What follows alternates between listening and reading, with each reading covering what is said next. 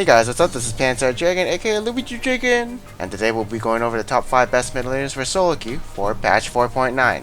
And recently some champions have been nerfed like Kassadin and Soraka, and thus my opinions have changed and there's another champ that's becoming more popular these days, so let's go ahead and let's get started. Alright, so number 5 we do have LeBron. Alright, so again, LeBron is really strong at killing people. She has a lot of zoning potential in her lane, and of course is really good at roaming and picking up kills around the map. Like the amount of CC she can bring to picking off people is a lot, as she does have 2 ethereal chains if needed. And of course a lot of burst damage. And once mid game comes, she has very high mobility to go around the map and pick off people again.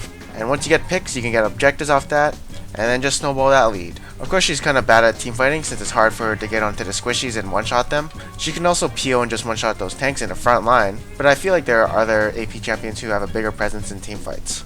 And of course she's kinda bad at sieging since she really doesn't have that much poke unless she can find that pick while sieging.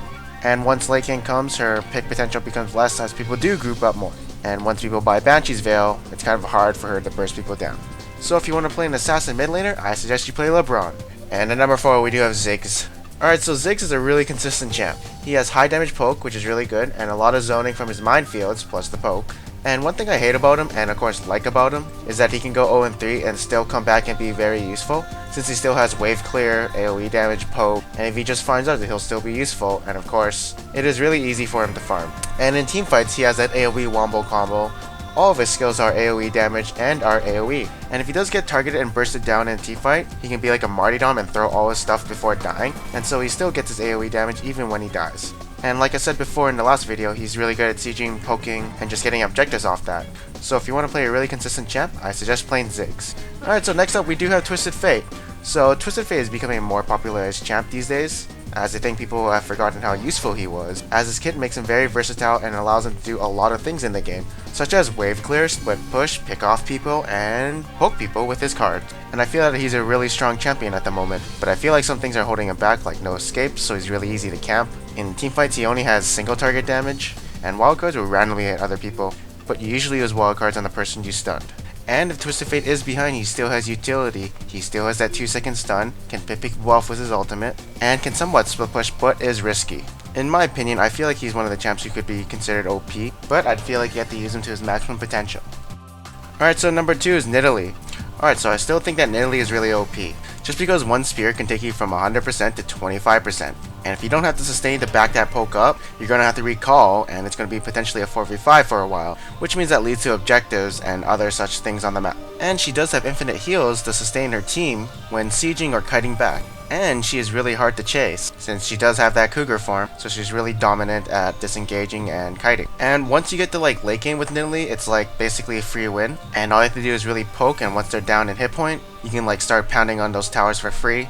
And like, it's just so hard to deal with her late game, since she does have sustain and the poke to keep sieging, and it's really hard for Nidalee to back down from sieging. And like some cons is that her early game is really weak, you can't really gank for her. She can definitely carry at games by herself, and once she hits level 6 she can roam a bit, as her cougar form does give her mobility, so she can pick up kills if the kills are near her.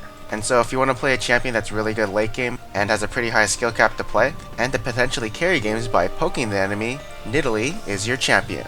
And at number 1 we do have Kayle. So again, Kayle is really strong right now and sort of OP. Her early game's like decent, it's like average for a mid laner, and then mid game she's like pretty good. And then once like late game comes, she becomes like a super monster. She does like the amount of damage an AD carry does, but maybe a bit more or less, and also has pretty good burst with their Q.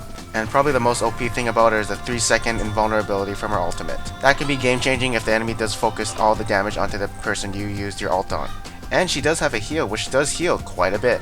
But let's look at it this way, if I see in 3-0 Kayle, the game is like over unless the other lanes are like super feeding or something. As the way I see it, if you try and focus Kayle, she'll just ult herself. And the thing is, you need to focus her since she's the one who's doing a lot of damage and is enormously fed.